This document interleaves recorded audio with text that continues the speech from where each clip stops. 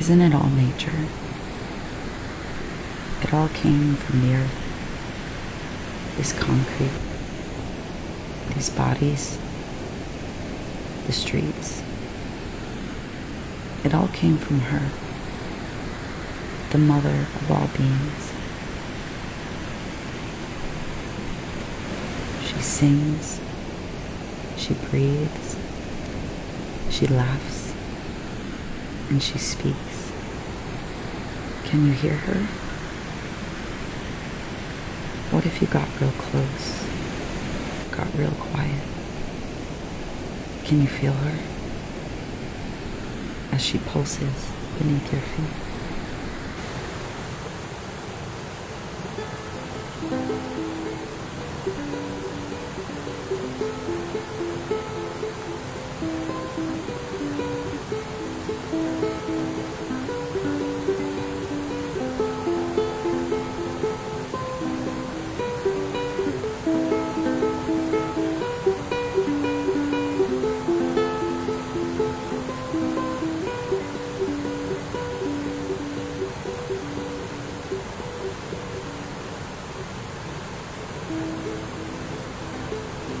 One of the questions that Larry asked that kind of ties in really well with that was, what is your gift you can bring to the world when it needs it now? And I've been trying to sit with that a little bit, because I don't know the answer for me yet.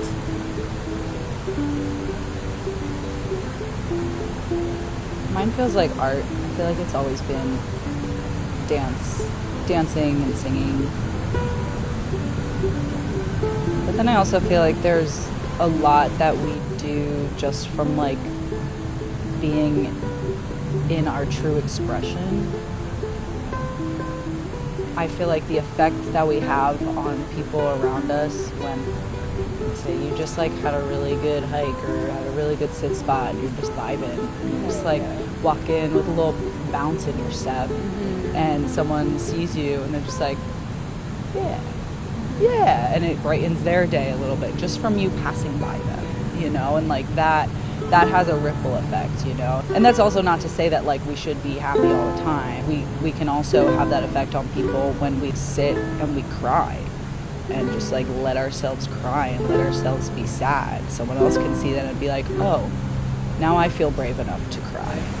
Yeah, I feel like witnessing each other is so powerful, you know.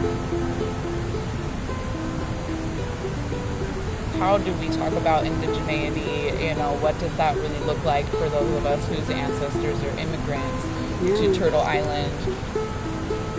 And I'm sort of like getting more comfortable with like navigating the complexity of that, you know, and just like thinking about, oh yeah, there was a time that my ancestors were indigenous to a place. Some of them more recently than others,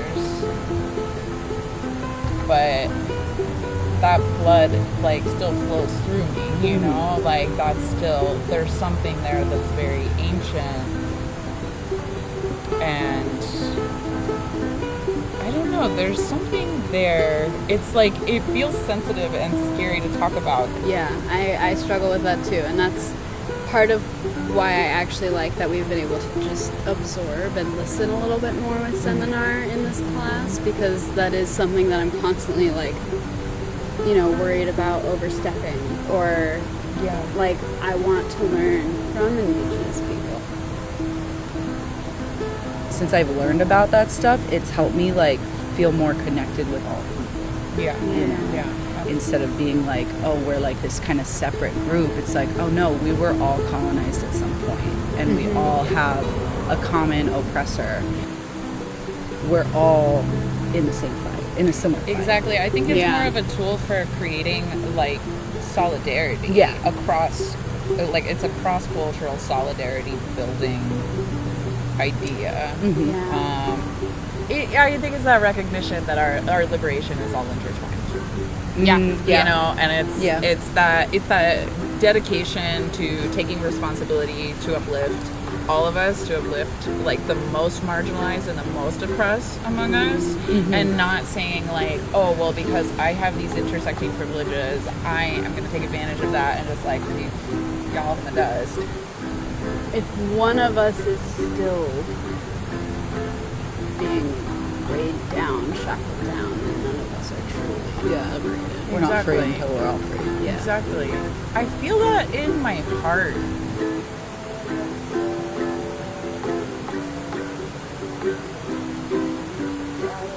Is there any lessons or sentiments that you guys feel like you've been taking from any like plants that you the ferns. They're very clingy and just very much like hi every 5 seconds, and I feel like they've been reminding me that it's okay to be occupying space and have others around you aware that you are. I really feel like the reciprocity in the last few weeks has been coming to me. This like, I feel love, which is wild. I mean, I've always loved plants. I've worked with plants for like 15 years, but I feel them loving me. I'm just like, like, I'm not on drugs, y'all. This is natural. But that's really what it all is love.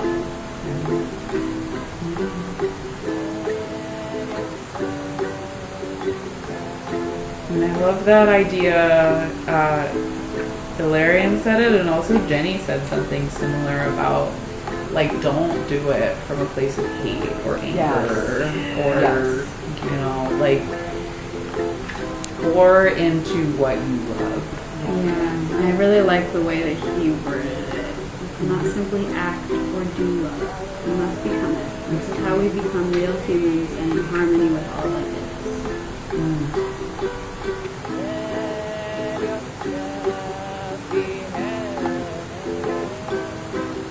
I feel like art is like the bridge between worlds, you know?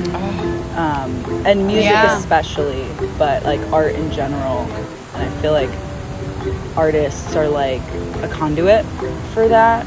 That's why art is so important, and that's why we're so attracted to art, I feel like, because it brings in that energy and it helps to alleviate like the heaviness of this dimension, I feel like.